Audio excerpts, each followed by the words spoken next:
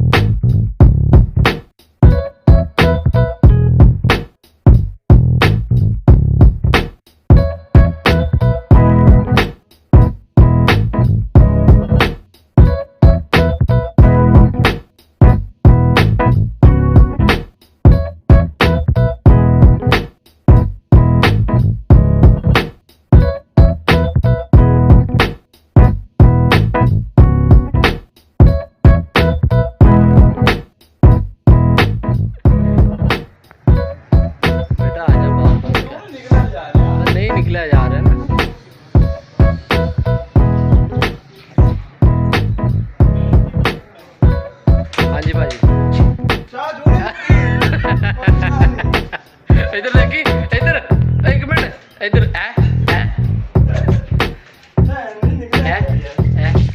देखो जी कपड़े का हाल ते ए मुंह का हाल।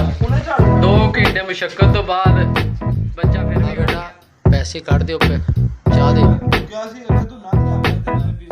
जनाब। ये तुहाडे नाल मुक्की सी भी अगर तुसी ना नंगे ते चाह ਤੁਹਾਨੂੰ ਪੈਗੀ, ਜੇ ਲੰਘ ਗਿਆ ਤੇ ਮੈਂ ਪਿਆਉਂਗਾ। ਤੇ ਤੁਸੀਂ 3 ਮਿੰਟ ਦਾ ਤੁਹਾਡਾ ਟਾਈਮ ਸੀ, ਤੁਸੀਂ 4 ਮਿੰਟ ਲਾਏ। ਦੁਬਾਰਾ ਫਿਰ ਕੋਸ਼ਿਸ਼ ਕੀਤੀ ਤੂੰ ਨਹੀਂ ਲੰਘ ਸਕਿਆ। ਇਸ ਗੱਲ ਦੇ ਚਾਚਾ ਜਿੰਦਾ ਜਾਗਦਾ ਕੋਲ ਸੁੱਤਾ ਪਿਆ, ਉਹ ਤੇ ਸੁੱਤਾ ਪਿਆ ਨਾ, ਸੁੱਤਾ ਅੱਧਾ ਜਾਗਦਾ। ਹਾਂ ਉਹ ਤੇ ਮਰਿਆ ਹੀ ਸਮਝੋ ਦੇ ਸਕਦਾ।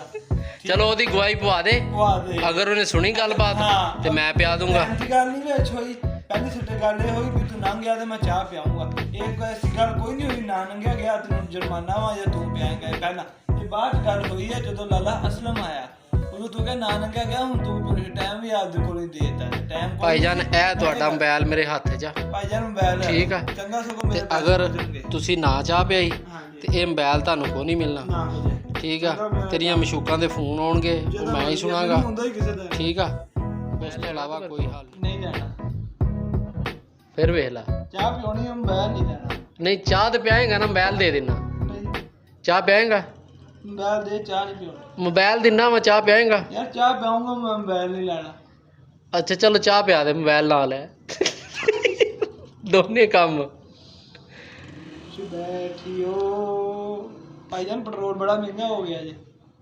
ਤਾਂ ਦੇ ਰਿਹਾ ਮੋਬਾਈਲ ਮੈਨੂੰ, ਇਹ ਪੈਟਰੋਲ ਤੇ ਚੱਲਦਾ। ਇਹਨਾਂ ਤੇ ਵੀ ਭਾਜੀ ਲੇਵੀ ਲੱਗਣ ਲੱਗੀ ਆ। 16,000 ਲੇਵੀ।